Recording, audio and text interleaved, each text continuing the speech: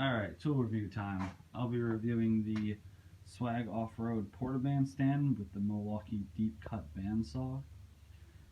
So before I had bought this little guy, if I had to cut something like very plainly come here into the bottom drawer, pull out the death wheel, and I'd go outside and I'd shoot a bunch of sparks and make a whole lot of noise and probably annoy the shit out of my neighbors. But ever since I bought this, I very rarely ever use the cutting disc because it's so noisy and it's so dangerous with all the sparks flying everywhere. You run such a huge risk of setting something on fire or getting a piece of something in your eye.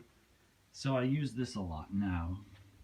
I bought this stand from Trick Tools, and I also got the foot pedal switch as well, which makes it super convenient.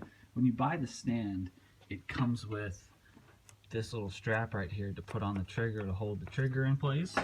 You set your speed to whatever you're using appropriate to your material. I have it low right now because I've been cutting stainless with it. And you just come over here and it works great. I'm super happy with this purchase. I was on the fence about it for a while, and I actually managed to find this portaband from a contractor that was selling a bunch of tools, and the thing was like a couple months old, basically brand new, and I got it for like $100 cheaper than at Home Depot or anywhere I could find it, really. And then I just ordered the stand, and I went to Home Depot and I bought some blades. Now I cut a lot of, this is a few things that I cut here. This is some thin wall stainless exhaust tubing. That's a piece of 3-inch. These are some thin stainless I cut into little butterfly wings. So there's some very intricate cuts there to get all these different shapes out of it. You know, you kind of gotta cut here and then cut here and then cut here and do that a bunch of times. But this works great for it.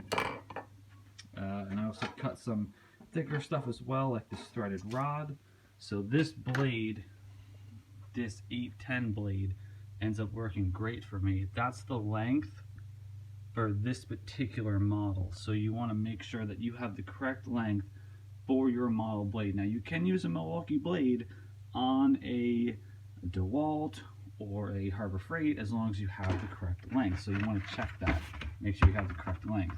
Now Milwaukee has this great chart on the back here that shows all these different tools and gives you ratings for if it's good for that material or not. Now I went with the 810, which is what they call variable tooth, and it's pretty much good for, it says best in class for pretty much everything except for some of these soft or thin metals, which I never cut ducting, and I found that even on thin stainless like this is really thin and it cuts it great. It doesn't jam up or anything. But it's a nice little combination, probably one of the best tools that I bought, well worth the money. Now you can get these stands directly from Swag or from companies like Trick Tools.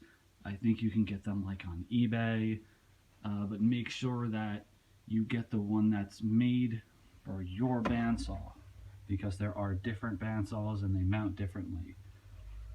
Another thing as well, when you install this, there's an adjustment on it to get the angle of the blade correct.